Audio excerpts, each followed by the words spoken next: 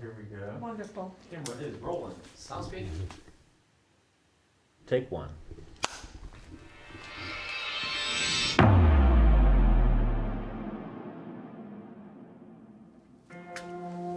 Tonight, we're in Joplin, Missouri, located on the Kansas state line. The town, known for its mining history, was rocked by tragedy when a beautiful, college-bound teenager vanished into the night. July 1st, 1988, Darla Myers received a call from Greg Scott. The manager of the local convenience store had grown concerned when Darla's 17-year-old daughter, Jennifer Meyers, had not shown up for work that day. Tell me about that call. I'll never forget it, because that was the beginning of everything. He said, "Is Jennifer there? Because she hasn't shown up yet to work." That just set off an alarm in my head because she hadn't been home the night before either. By that evening, Scott found Jennifer's car abandoned just behind the convenience store next to an outdoor payphone and knew he had to call the cops. Police immediately suspected foul play and began a search in earnest. Abby Myers was just 6 years old at the time of her sister Jennifer's disappearance, but she will always remember that day. It was when they called our house to tell my mom that they had just found the car abandoned. I watched my mom just break down and cry. She knew what that meant in her heart, that it was bad. Mother always knows. A mother always knows. Detective Thomas Colt was an officer in the Joplin Police Department at the time and part of the initial search. There were any number of things that could have caused her to be late. Once the car was found, that indicated something was wrong. What went through your mind when you found that car? Dread that Jennifer had been taken by somebody the night before, and they were hours ahead of us.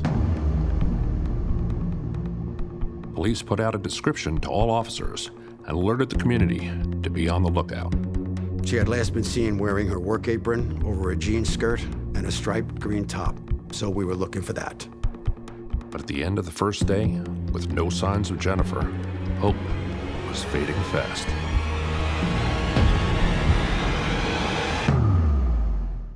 "17-year-old Jennifer Meyers had mysteriously disappeared from behind the convenience store where she worked. As police and the community desperately searched, her family was hoping for a miracle, that the beautiful teen would be found unharmed. Because the car was unlocked and the keys in the ignition, authorities surmised that Jennifer had made a call just after leaving work when she was accosted. What about the abandoned car was troublesome to detectives? We had found Jennifer's purse in the front seat of her car and her wallet on the ground next to the payphone. Everything indicated there had been a struggle. The next morning, authorities' worst fears were confirmed when a utility man working off the state highway 20 miles outside of town reported finding a body in the brush off the road. It was clear the body belonged to 17-year-old Jennifer Meyers. Officer Colt was one of the first on the scene. A veteran of the force, he is to this day shocked by the brutality of the crime. Can you describe the condition in which the body was found? The victim was found lying face down. She had one arm over her head and the other by her side, and she was naked from the waist down. And it was obvious that she had been sexually assaulted. Yes.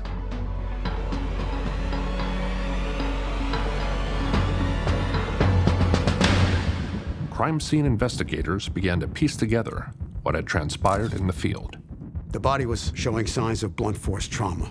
There was a single gunshot wound to the head. What was determined to be the official cause of Jennifer's death? That was the gunshot. To the head. To the head. Horrible. The missing persons case had just become a homicide investigation. And Officer Colt had the job of informing the family. Their worst fears had been realized. There was a knock on the door, and my mom answered it.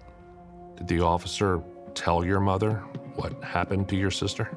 I didn't hear exactly what he said, but I saw my mother just crumple, fall to the ground. It's scary to see your parent do that when you're a child. There was nothing that would make the reality any easier to accept, that the teenager had been senselessly and savagely murdered. Police and crime scene analysts rushed to gather evidence to find a madman on the loose. The search for Jennifer Meyers came to a tragic end when her lifeless body was discovered off the side of a secluded dirt road. The family was devastated. Jennifer was the oldest of Darla's 2 daughters. The two were extremely close. I remember just the day before she left for work. It was the last time I saw her.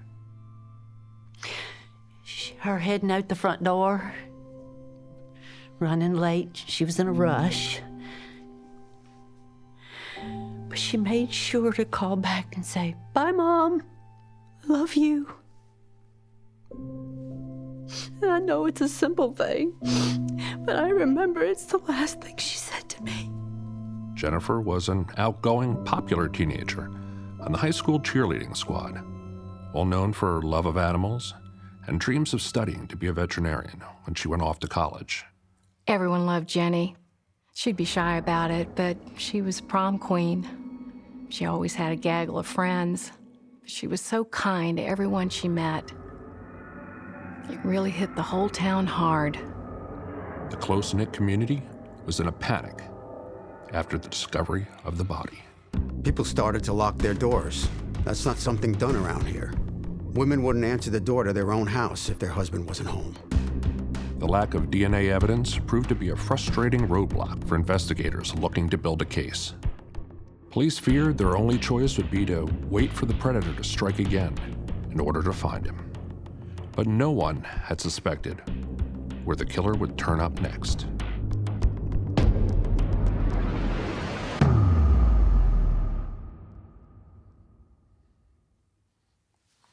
Four months later in October, the Joplin Police Department received a wire from Detective Llewellyn Patman, a colleague in the Baxter Springs Police Department, just 20 minutes across the state border in Kansas.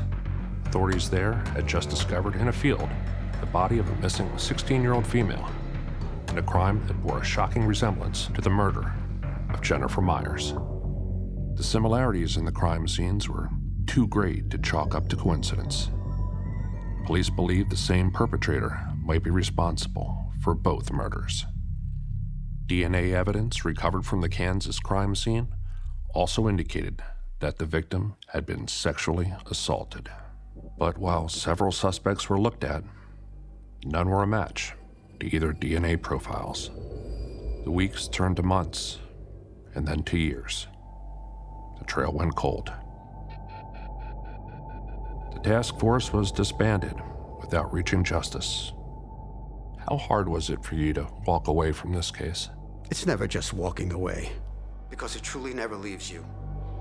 I've had unsolved cases in my career, but none of them have haunted me the way Jenny's did.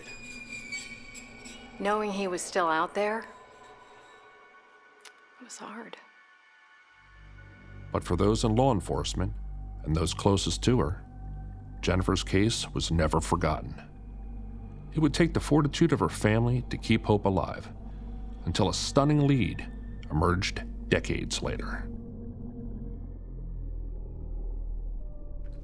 Abby Meyers never lost hope that she would get justice for her sister. I went on with my life as I knew Jenny would want me to, but I never forgot. I still kept a picture of her with the two of us, right next to my bed. And in 2009, 21 years after the case was officially closed, a chance encounter led to a reinvigoration of the case.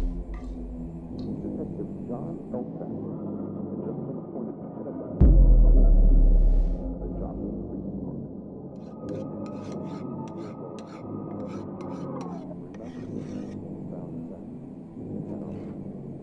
I wanted to know if anybody remembered Jenny